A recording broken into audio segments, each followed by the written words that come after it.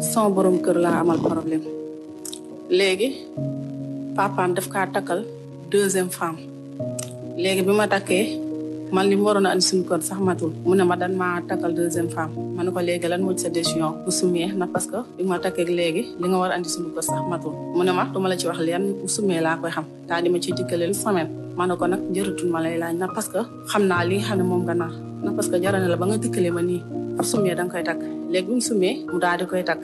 yow ba mu la takkee sëñ bi yàgg na. man bi ma takkee yàggul korte daaw ba pare la ma takkoon. biñ kortee daaw ba pare. waaw sëy bi am na ñaata temps am na at wala. at ak xaaj laa fa am. at ak xaaj nga amagum ci sëy bi. laa fa am waaw. am nga fa doom wala. non jotuma fa am doom. amagoo fa doom. déedéet.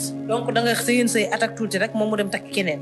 waaw papaam takkal ko deuxième femme. ah papaam yaa papaam nee xoowule. sama ndijaay la sax moom kay defuma ko waxuma ko na parce que li wax sama diggante ak sama goro maa ngi koy def saa bu ma toogee bu dee taraanga ñaari yoon wala ñetti yoon sax defal naa ko jàmm ak salaam laa ko may jotee maa moom dara ceet ndijaay la ci man. waaw xañ na gis bëgg moom yàllaa koy def tamit waaw loolu mën naa nekk léegi nag moom problème ak moom ñaan ko baat mu taxaw ne ma duma la may sa baat. gis bëgg mooy lan yaag paa bi maanaam da nga njott ni paa bi peut-être am na beneen bët bu mu lay xoole bu du mbëggeel. waaw comme ça ni beneen bët la may xool ndax xañ na daf ma bañ bëgguma léegi bi ma demee ba yow sa sëy waa ji moom àndoon na ci au début. non non na parce que avant ñuy maye dafa taxaw ne carrément dañuy maye nga sëyi daal di andi affaire yooyu fekk ñu dem ba dig jour mariage bi mu fomm ko ñu demaat ba dig jour bi ma war a sëyi mu fomm muy ñaar yoon. fomm na sa mariage yow ñaar yoon paa bi. waaw bi ma waree sëyi ak bi ñu waree maye. yëpp da koo fomm. waaw léegi may ñaan baat doom ji doomam ne ma duma la may sama baat wala boo bëggee ma may la baat li ma def yow danga koy fay ci aw ma ko salaire bi may liggéey nay mi lan may fay. mu bëgg mais taxawal balaa ñuy egg si fay beeg ñàkk a fay yow da nga ñaan baat parce que sa jëkkër dafa takk ñaareel kese.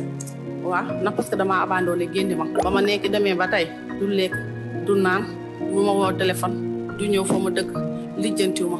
ah moom mbokkam lañ ko may. kooku noonu man la gën a bokkal na parce que man sama borom kër sama doomu bàjjan la man la gën a bokkal sama goro bu jigéen wax dëgg yàlla amul benn problème affaire yi neexu ku góor ki moom moo def loolu. goro bu góor bi moo am problème. waaw moom moo am problème. léegi moom dañ ko may keneen koo xam ni du mbokkam de. léegi nag paa bi fexe ba takkal ko kooku jabar. waaw léegi bi mu ko takkalee jabar sa borom kër yow toppatootu la. toppatootuma defalatuma dara nangutuma may sama baat. léegi. mais nag may la may baat mooy lan moom mi ngi ñëw ci kër gi di la jox ay yow wala joxatu la ay. joxuma ay joxuma lekk joxuma naan ñëw fa fayaluma location xamul fu may dund xamul fu may tëdd. maanaam fa ngeen luwee woon yaag moom daf fa jógee dem yoonam dem ca ñaareel ba toog fa. déedéet man maa dem na parce que man maa ko fekk ci yoon bi ma takkee dane ma ñëwal ci man nga toog fi ma dem ci moom daal di fay toog léegi bi mu xëyee ba nga xam ne am na deuxième femme am mu xëy génne ma léegi bi ma génnee samay bagage sax dama ko mujj dénkaane sama kër benn rak. daf la génnal kër gi.